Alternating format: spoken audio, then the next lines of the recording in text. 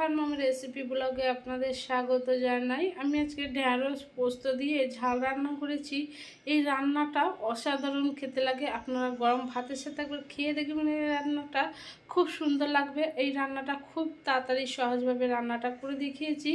আমি যেরকম করে রান্নাটা করে দেখেছি বাড়িতে একবার অবশ্যই বানাবেন, খেয়ে আমায় কমেন্ট করে জানাবেন কীরকম হয়েছে। এই রান্নাতে আমি কী কী নিচ্ছি আর কীরকমভাবে করছি পুরো ভিডিওটাই দেখবেন। আমার রেসিপি ভালো লাগলে আমার চ্যানেলকে সাবস্ক্রাইব করবেন, লাইক করবেন, কমেন্ট করবেন, শেয়ার করবেন, বেল আইকনটা দাবিয়ে দেবেন সবার আগে নোটিফিকেশানটা পাওয়ার জন্য। 1 কিলো ঢেঁড়স ভালো করে ধুয়ে আমি কেটে নিয়েছি বীজখান দিয়ে। দেখুন এরকম করে সবগুলো কেটে নিয়েছি। 500 গ্রাম পেঁয়াজ ভালো করে ধুয়ে আমি পাতলা পাতলা করে কেটে নিয়েছি। দেখুন এই রান্নাতে একটু পেঁয়াজটা বেশি করেই লাগবে। 4টে বড় বড় টমেটো আমি পাতলা পাতলা করে কেটে নিয়েছি। এখানে আমি 4 চামচ পোস্ত নিয়ে নিয়েছি। পোস্তটা মিহিন আমি বেটে নেব। 6টা কাঁচা লঙ্কা আমি বীজখান থেকে চিড়ে নিয়েছি। আপনারা যেরকম ঝাল খাবেন সেরকম কাঁচা লঙ্কাটা নেবেন। 4 চামচ আমি আদা রসুন বাটা নিয়ে নিয়েছি। বাকি মশলা রান্না করতে করতে দেখিয়ে দেবো। রান্না করার জন্য কড়া বসিয়ে দিয়েছি। এর মধ্যে তেল ঢেলে দেবো। তেলটা ভালো করে গরম করে নেব। তেলটা ভালো করে গরম হয়ে গেছে, কড়ার মধ্যে চাইড়ে নেব। ঢেঁড়স ভাজার সময় কড়ার মধ্যে লেগে না যায়, ওই জন্য ভালো করে তেলটা চাইড়ে নিয়েছি। ঢেঁড়স কাঁটাটা দিয়ে দেবো। এর মধ্যে 1 চামচ ভর্তি ভর্তি করে নুন দিয়ে দেবো। নুনটা দিয়ে ঢেঁড়সটা ভালো করে আমি ভেজে নেব। জানেন বন্ধুরা, গুজরাটের যে জায়গায় আমরা থাকি সে জায়গায় সবজি একদম কমই পাওয়া যায়, 2-4টে পাওয়া যায়।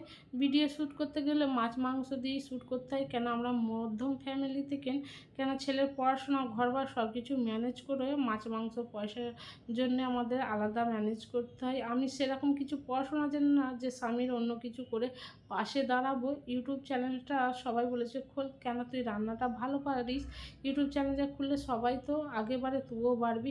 আপনারা তো না আমার পাশে থাকলে আমি কিছুই করতে পারবো না।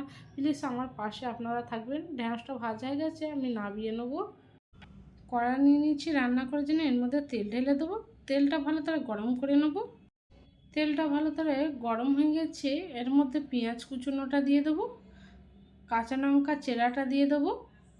ভালো করে একসাথে লাল লাল করে ভেজে নেবো। ভালো করে পেঁয়াজটা লাল লাল করে ভেজে নিয়েছি। দেখুন এর মধ্যে আদা রসুন বাটাটা দিয়ে দেবো। আদা রসুন বাটা দিয়ে ভালো করে ভেজে নেব। আদা রসুন বাটা দিয়ে ভালো করে ভেজে নিয়েছি। ছোট বাটির 1 বাটি পানি দিয়ে দেবো, মশলাটা যাতে পুড়ে না যায়। জিরে ধনে গুঁড়ো ভাজা 2 চামচ দিয়ে দেবো। 1 চামচ হলুদ গুঁড়ো দিয়ে দেবো। সব মশলাটা একসাথে আমি কষিয়ে নেব। গ্যাসের ফ্লেমটা মিডিয়াম রেখে দেবো। সব মশলা একসাথে কষিয়ে নিয়েছি। দেখুন ভালো করে তেলটাও ছেড়ে দিয়েছে। এর মধ্যে টমেটোর কুচুনোটা দিয়ে দেবো। পোস্ত বেটে রেখেছিলাম ওটা দিয়ে দেবো। বাটিতে অল্প পানি বুলিয়ে এর মধ্যে দিয়ে দেবো। 1/2 চামচ নুন দিয়ে দেবো। নুনটা দিয়ে সব একসাথে ভালো করে আমি কষিয়ে নেব। সব মশলা একসাথে ভালো করে কষিয়ে নিয়েছি। দেখুন খুব সুন্দর কালারটা চলে এসেছে। এর মধ্যে ভেজে রাখা ঢেঁড়সটা দিয়ে দেবো। ঢেঁড়সটা দিয়ে আমি কিছুক্ষণ ভালো করে কষিয়ে নেব। গ্যাসের ফ্লেমটা আমি মিডিয়ামই রেখে দেবো, নাহলে পুড়ে যাবে। ঢেঁড়সটা দিয়ে আমি কিছুক্ষণ কষিয়ে নিয়েছি। বেশি কষাবো না, নাহলে ঢেঁড়সটা ঘেঁটে যাবে। একটা ঢাকনা দিয়ে আমি 10 মিনিট ঢাকা দিয়ে রেখে দেবো। 10 মিনিট পরে ঢাকনাটা খুলে দেখে নেব। 10 মিনিট হয়ে গেছে, ঢাকনাটা খুলে দেখে নেব।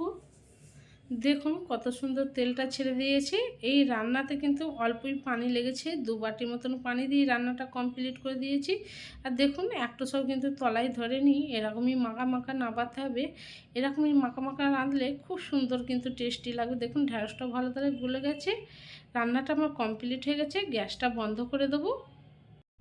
ঢেঁড়স পোস্ত দিয়ে ঝাল রান্নাটা আমার কমপ্লিট হয়ে গেছে। দেখুন বন্ধুরা কালারটা কত সুন্দর এসেছে, খেতেও অতটা টেস্টি। আপনারা গরম ভাতের সাথে খেয়ে দেখবেন, খুব সুন্দর লাগবে। আমি যেরকম করে রান্নাটা করে দেখেছি বাড়িতে একবার অবশ্যই বানাবেন, খেয়ে আমায় কমেন্ট করে জানাবেন। আমার রেসিপি ভালো লাগলে আমার চ্যানেলকে সাবস্ক্রাইব করবেন, লাইক করবেন, কমেন্ট করবেন, শেয়ার করবেন, বেল আইকনটা দাবিয়ে দেবেন সবার আগে নোটিফিকেশন